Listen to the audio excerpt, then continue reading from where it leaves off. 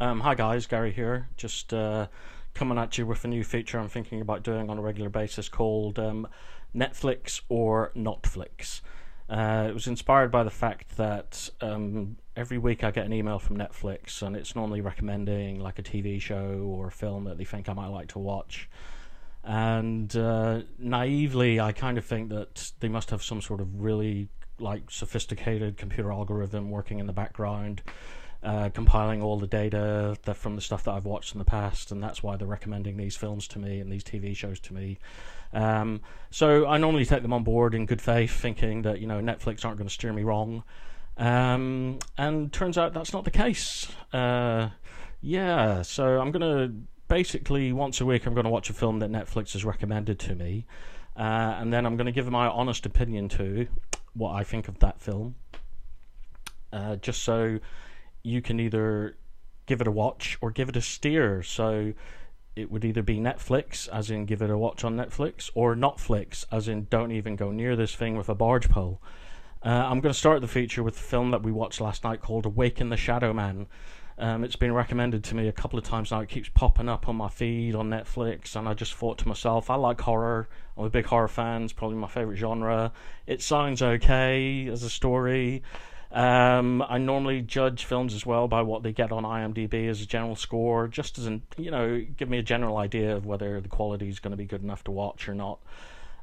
Typically, I don't like to watch a film that's under 5 out of 10 on IMDb, but occasionally a few slip through, and I think, oh, I'll give it a go. This one had like something like 4.3, so it was borderline. But I thought to myself, again, Netflix, they're really pushing this film on me. I'm going to give it a go. I'm going to try it out, see if it's any good. And yeah, so I did. I watched it last night. You'll be glad to know that you don't have to watch this film, because it was one of the worst films I've ever seen in my entire life. And I've watched a lot of films. I've spent 30 something years watching films, most of that horror. I'm not going to lie, I love horror. So I'm always willing to give horror the benefit of the doubt. Sometimes these films, they can be so bad that they're good, that kind of territory. This isn't even that. This is like, it's so bad, it's bad. It's just terrible, it's the worst. It's like the Room version of a horror movie. And I don't know if any of you are familiar with The Room, but it's a film by Tommy Wiseau, who's like this really crazy guy in America who funded this film called The Room, which is rumored, like everyone thinks it's like the worst film that's ever been made. And I have to say that Awaken the Shadow Man could give it a good run for its money, if I'm being honest. It's really bad. I mean, there's nothing good about this film. The production, the sound effects, the special effects, the Shadow Man in the title, he pops up a few times and it just looks like a bloke in one of those morph suits that you can buy, like a black morph suit. That's the height of the special effects as far as it goes. The soundtrack as well, I really had issues with the soundtrack. I mean, most horror soundtracks, they like to telegraph that jump scares are coming with the score, so the musical score will get more dramatic as a jump scare or something disturbing is going to happen, so you kind of know it's coming, but at the same time it's still subtle enough that you're still going to jump when the jump scare happens. In this film, the musical score is just awful. It's like high drama all the way through. Even the most boring, mundane scenes where it's just two people drinking a glass of wine, it's like dun dun dun dun dun, and you think something really crazy is going to happen any minute now. It doesn't. They just drink some wine, next scene. And the musical score is like that all the way through, so it's kind of overly dramatic even in the most mundane scenes. So you're there sitting there thinking something scary is going to happen, a jump scene is going to happen, the guy in the morph suit is going to jump out of a cupboard.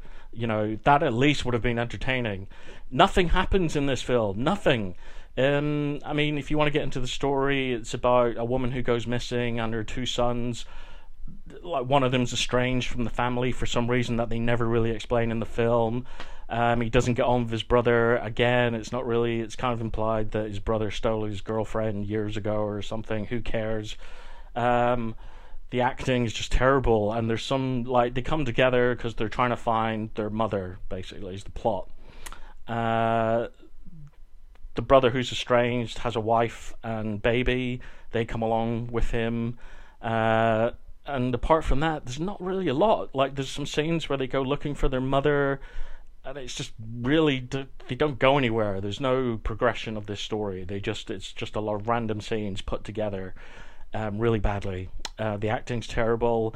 Like, the lead guy, the strange brother, he's okay. I think he could be good in a better movie. There's also like this culty vibe going on. There's like this group that their mother was part of that's full of all these weirdos who can't act, by the way. Nobody in this film can act apart from the lead actor, and he's kind of, 50-50 on that.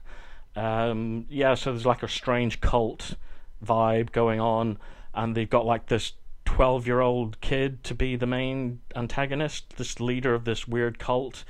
And he's creepy, but he's a 12-year-old kid. It's just, I'm not scared of him. Why would I be scared of a 12-year-old kid who just looks creepy? I just don't get it. And then, oh god, they introduced like a random kind of junkie girl character who's only there to provide exposition for exactly what's going on in the, so they're explaining the plot to you basically, because by that stage you're scratching your head going, I don't really know what this movie's about. Can somebody tell me what this movie's about?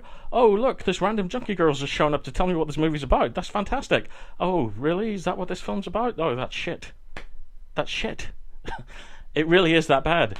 And then at the end, I don't know, they tack on, it feels like I missed part of the movie. At the end, there's like some sacrificial ceremony, and the mother shows up, and it turns out she knew all along, and she's been part of this secret cult that takes babies and gives people nice cars, apparently. And then at the very end, it cuts to a scene of some guy in a hoodie who I think is the lead actor, but I'm not sure because it doesn't really explain it very well. But he's got a room in some drug den that's full of newspaper clippings and, connected with bits of string, which in the movie world means that there's some kind of conspiracy going on. If there's a newspaper clipping here and there, and there's a piece of string between the two, there's something crazy going on there between those two things. But yeah, it was really bad, is my basic message here. 30 plus years of horror film watching, and this has to be the single worst film I've ever seen. So for me, this is a big Not-flix. I wouldn't watch it. If Netflix recommends it to you, please ignore it. Wipe it out of existence. I don't want to ever hear anything more about this film ever again. It was that bad. Netflix, you steered me wrong. Netflix. Where's the trust? The trust is gone. I don't know. I'll give it another one a go, see if it's any better, and I'll report back. So this could be maybe a weekly thing that I do, where I come on and I talk about a movie I've been recommended to by Netflix, and I'll let you know if it's worth watching or not. I'll leave it there for now, but yeah, Awaken the Shadow Man.